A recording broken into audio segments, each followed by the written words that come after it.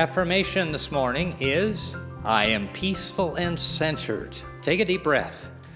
Take a deep breath and be centered and peaceful. Are you really? At least you are right here, huh? It's good to be centered and peaceful when we're sitting in church and listening to great music and messages and meditating and all of the rest of it. We say it 3 times together again. I am peaceful and centered. I am peaceful and centered. I am peaceful and centered. And the question this week is, who am I trying to please?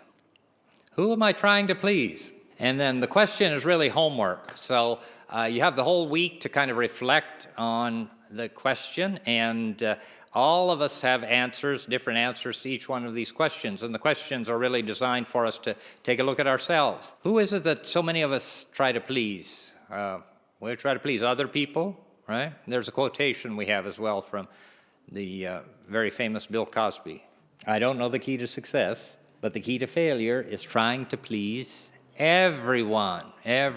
There's a story told of an old grandfather back in the days when there were horses and donkeys, and he had a donkey and he had his grandson. And he was going to a neighboring village. So he put his grandson on the donkey that he had, and he walked beside it, and he went on his way. And when he got to the first village, the people in the village started chiding the grandson and said, "Why are you riding up there? Your grandfather is old and he's tired. You should be down walking. He should be up there, and he should be resting and not working so hard." So they exchanged places, and the old man got up on the donkey and the grandson got down, and they walked to the next village. And the next village, they said, "I don't know what's wrong with you, but you're to the grandfather, but you're so cruel to this little boy. You made him walk all this way, and so he should be up there riding with you." And so in order to make peace, the grandfather pulled the little boy up there, and the grandson and he were riding on the donkey, and they went to the next village. The next village, the people came out and said to the grandfather and the grandson, "Why are you so cruel to the donkey, with both of you riding on this donkey?" And the grandfather and the grandson promptly, in order to comply, got off of the donkey, and they carried the donkey.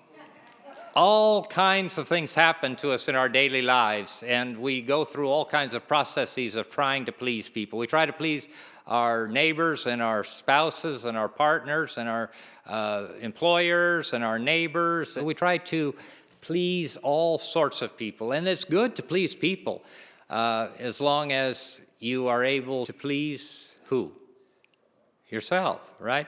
There's an old way of thinking, that we're going to please God. That we have to do all sorts of things to please God.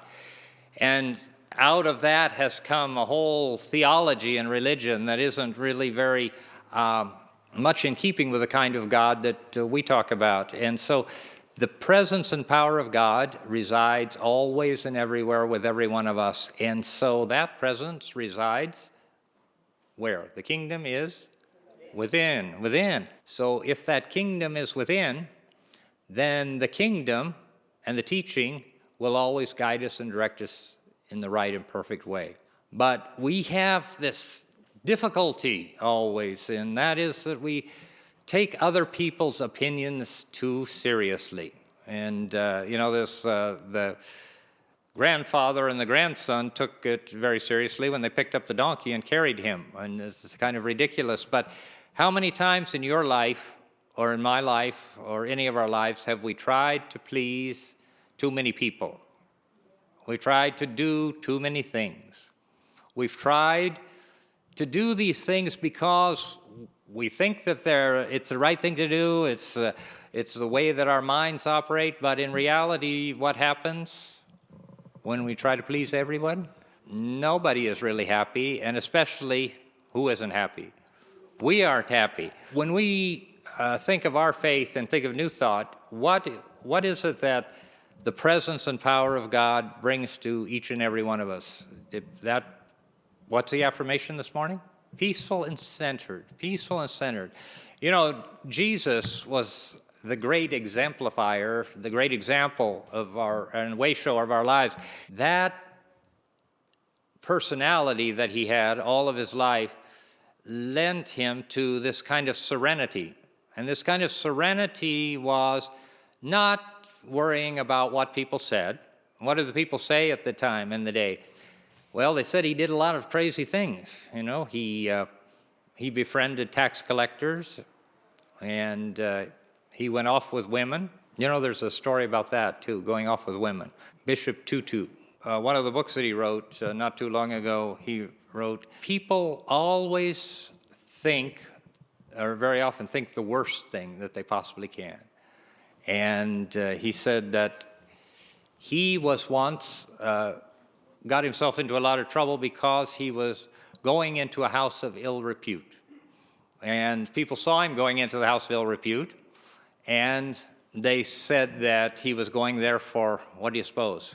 Ill repute, exactly. And so he had gone there, but he hadn't gone there for those kinds of actions. He'd gone there to pay a pastoral visit. And he pointed out that had people had a positive thought, they probably would have immediately thought, oh, he must be going there for a pastoral visit. But instead, they thought something else. Well, what we have to do is to be concerned about whether or not the divine is coming forth from us and from within us. The good news is that we don't have to worry about what other people think. The good news is that we have the ability to know within ourselves what we ought to do, what we need to do, and the right thing to do. And that if that truth is always with us, that if we do the right thing, if we do the honest thing, if we live lives of integrity, then what people think doesn't matter. This week, when you take your question home, and what's the question? Who am I trying to please? Think about your household, think about your work situation, think about your past and who it was you were trying to please, and think about whether or not your lack of the ability to please other people has caused you some damage and some problems that are lurking within your mind. And if you have those haunting memories and thoughts, perhaps it's time to let them go. Remember the book that I quoted from Terry Cole Whitaker? What you think about me is none of my business. What you think about me is none of my business. So that whole book is about that. That issue of not worrying about what people think, not worrying about that, and being able to go through life in a serene and peaceful way, just like the affirmation says, I am peaceful and centered. And where are we centered? Within. And so, how many of you are peaceful? Sometimes, all right, sometimes, but all of them, more of the time we can be, huh? So if we just are able to deal with the circumstances and situations.